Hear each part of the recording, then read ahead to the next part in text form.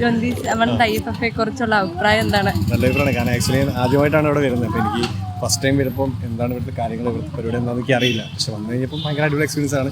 പ്രത്യേകിച്ച് ഞാൻ ഇത്രയും കാലം അത് മിസ് ചെയ്തു എന്നാണ് എനിക്ക് തോന്നുന്നത്. കാരണം നമുക്ക് അറിയില്ലല്ലോ ഇങ്ങനെ സിനിമകൾ ഞാൻ അത് കണ്ടിട്ടില്ല. ഇപ്പം നമ്മുടെ പടം ഇവിടെ സെലക്ടഡ് ആണ് ഫ്രീഡം. അപ്പോൾ കുറച്ച് കാലത്തിന് ശേഷമാണ് ഇങ്ങനെ സിനിമകൾ കാണാൻ തുടങ്ങി. ഇവിടെ വന്നപ്പം ഒരുപാട് സിനിമ ഇപ്പോൾ കണ്ടു. ഭയങ്കര അടിപൊളി എക്സ്പീരിയൻസ് ആണ്. ശരിക്കും ഞാൻ ഇത്രയും വർഷം ഇത് കാണാതെ ഭയങ്കരമായിട്ട് വിഷമിക്കുന്നു. ഇനി ഭയങ്കര ആംബിയൻസ് ആണ്. ഇന്നത്തെ പ്രോഗ്രാം ഒക്കെ ഭയങ്കര അടിപൊളിയായിരുന്നു. ചില്ലാണ് ഇവിടെ. ഇനിയുള്ള ഒരു IFFK ആണെങ്കിലും വരാൻ ഉറപ്പായിട്ടും തീർച്ചയായിട്ടും IFFK വരുകയും ചെയ്യും. പടം ഉണ്ടാവും എന്തായാലും പ്ലാൻ. അപ്പൊ ഈ ഇങ്ങനെയുള്ള ഒരു എക്സ്പീരിയൻസിലേക്ക് സാറിനെ ആകർഷിച്ച മറ്റൊരു ഫാക്ടർ എന്തായിരിക്കും? അല്ല ആക്ച്വലി ഞാൻ സിനിമകളാണ് മെയിനായിട്ട് കുഴപ്പമില്ല. ഞാൻ ഇങ്ങനത്തെ ഒരു ടൈപ്സ് ഓഫ് സിനിമകൾ അറിയില്ല. ഇപ്പം എൻ്റെ പടം വന്നപ്പോഴാണ് എനിക്ക് മനസ്സിലായത് ഇതുപോലെ ഒരുപാട് സിനിമകൾ നമ്മൾ മിസ് ചെയ്തിട്ടുണ്ട്. നമ്മൾ കാണാൻ ഇനിയോട് കുറേ ലാംഗ്വേജിൽ സിനിമകൾ കാണാനുണ്ട്. അപ്പോൾ വന്നപ്പോൾ അങ്ങനെ സിനിമകൾ കാണാൻ പറ്റി. അപ്പോൾ അത് ഭയങ്കര എക്സൈറ്റഡ് ആണ്. അപ്പോൾ ഇനി അടുത്ത വർഷം ഇതേപോലെ നല്ല നല്ല സിനിമകൾ ഉണ്ടാവും. അപ്പോൾ നമുക്ക് സിനിമ കാണാൻ വരാൻ പറ്റും. അതാണ് ഭയങ്കര എക്സൈറ്റ്മെന്റ്. അപ്പോൾ എല്ലാവരുമായിട്ട് പരിചയപ്പെട്ട് എല്ലാവരുമായിട്ടും അത്യാവശ്യം പരിചയപ്പെട്ട് ഇങ്ങനെ ചില്ലൊക്കെ ആയിട്ട് നടക്കുന്നു. സാറിന്റെ ഒരു അഭിപ്രായവും ഈ ആംബിയൻസിനെ കുറിച്ചൊക്കെ സാറിന് എന്താ പറയാനുള്ളത്? ഈ IFFK ഞാൻ ഇന്ന് വന്നതേ ഉള്ളൂ.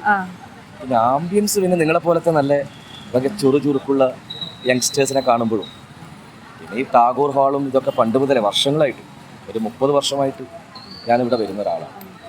ഇവിടെ നടക്കുന്ന ദേശീയ നാടകോത്സവം IFFK. അപ്പോൾ ആംബിയൻസ് ഗംഭീരമാണ്. പിന്നെ കുറേ നാളുകളായിട്ട് ഇവിടുത്തെ ഒരു ആംബിയൻസ് കൂടുതൽ ഭംഗിയാവുന്നത് കുറേയും കൂടി യുവാക്കൾ, വിദ്യാർത്ഥികൾ അവർ ഈ മേളയ്ക്ക് പങ്കാളിത്തം വഹിക്കുന്നു എന്നുള്ളത് വലിയൊരു സന്തോഷം തരുന്നൊരു കാഴ്ചയാണ്. അവരെത്രത്തോളം ഇതിൻ്റെ സത്ത ഉൾക്കൊണ്ടുകൊണ്ട് ഇത് എടുക്കുന്നു എന്നതിനെക്കുറിച്ച് എനിക്കറിയില്ല. കാരണം അങ്ങനെയുള്ള റിസൾട്ടൊന്നും കാണുന്നില്ല.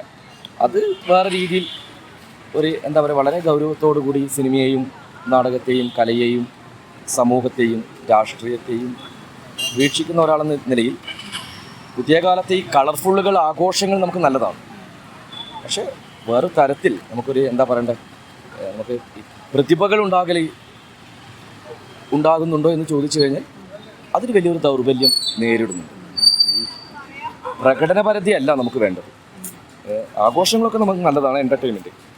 ആ ആഘോഷത്തിനോടൊപ്പം തന്നെ നമ്മുടെ ഇതിൻ്റെ പുതിയ കാലത്ത് എങ്ങനെയാണ് ഈ കലയെയും സർഗാത്മകതയും നമുക്കൊരു കാലത്തിൻ്റെ ആവശ്യവുമായി ചേർത്തുകൊണ്ട് മുന്നോട്ടേക്ക് പോകാൻ പറ്റുക എന്നുള്ളത് യൂത്ത് കുറേയും കൂടി സീരിയസ് ആയി ആലോചിക്കണം.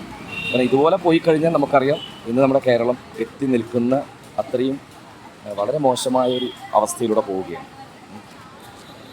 അപ്പോൾ അതിനെ കുറേയും കൂടി ഗൗരവത്തോടു കൂടി വീക്ഷിക്കേണ്ടതും ചർച്ച ചെയ്യേണ്ടതും സംവദിക്കേണ്ടതും നിങ്ങളെപ്പോലുള്ള പുതിയ തലമുറയിൽപ്പെട്ടവരാണ്.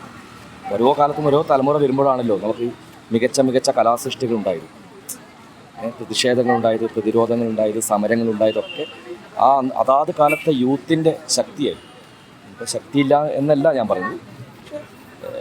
എല്ലാം ആഘോഷം മാത്രമായി മാറുന്നു. ആഘോഷവും വേണം, അതോടൊപ്പം തന്നെ നമുക്ക് ഇതിൻ്റെ അന്തസത്ത ഉൾക്കൊണ്ടുകൊണ്ട് മികച്ച പ്രതിഭകൾ നമുക്ക് നമ്മുടെ ഈ കാലത്ത് ഉയർന്നു വരേണ്ടത്. Okay, thank you sir.